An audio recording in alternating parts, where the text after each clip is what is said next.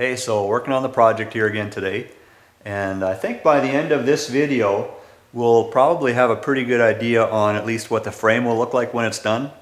So I'm pretty close to getting the shape of it in place here. So I'll show you what's going on right now. I'm working on creating a removable top portion right here, like that swings out so that I can pull the engine out and install it. So I'm doing a lot of bridging and stuff in the back, putting the strength into it. I'm just going to give you a quick look at the back of the machine here. Start to get a feel for the shape of this thing. So a lot of this stuff is not welded in place, like all of these little uprights and stuff, they're all loose, you know. So, and pretty well everything else is just kind of spot welded in place. Right now, what I just finished making was these little pieces right here. And so I'm going to probably back up a little bit with the video and show you how I made those.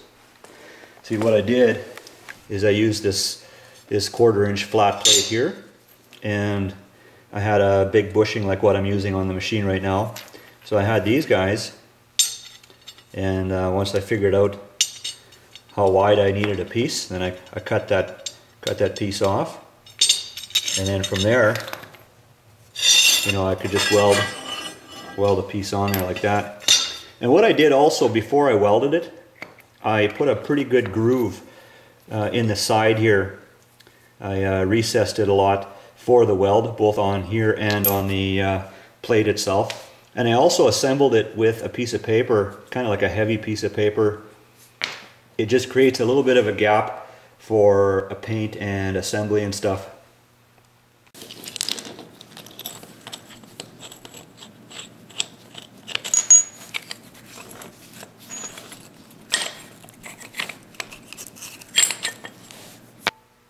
Those little short pieces right there, those are kind of interesting to make. I had to make a double cut, and I got some video of that. I'll probably slip that in right here.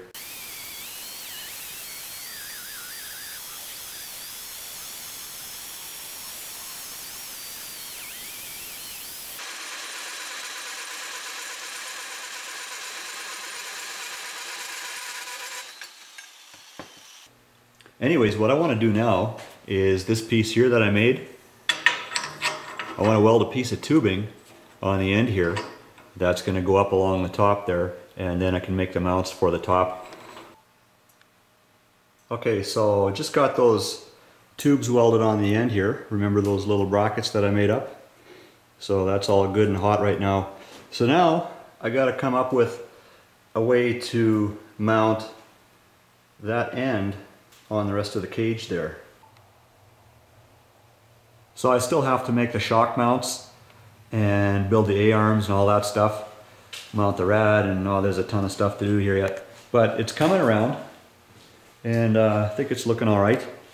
So this is going to be really handy for getting that engine out of there. All I got to do is just loosen off the bolt at one end and remove it at the top, and then I can just swing that whole piece out of the way, you know, for getting that engine out of there. And that engine still isn't bolted in, it's still just laying in there. I just have it, you know, in place kind of to figure out how much room I need for the tubing and stuff. So for the top here, guess what I'm going to do is I'm going to notch the end of that tubing, and I'm going to insert a bushing like this, and then I'll have tabs welded on the top of the frame there, and then I can bolt it together. Just give you a look here at how the roll cage setup is all coming together here. Well, that didn't turn out so bad. So let me show you what I did up on top of the machine here to get ready for these removable pieces. So like I was telling you guys, I was going to have to put these brackets up here. So what I did is I ran that rod along the back side here, right through all the brackets, and I also had the bushings inside there, and I got everything lined up, and then I could tack it, and then I put the swing outs, you know, I installed those, and I just got everything in place, and then I started tacking it, and then finally I could lay some good weld to it. So I'll assemble it now, and I'll show you how it fits.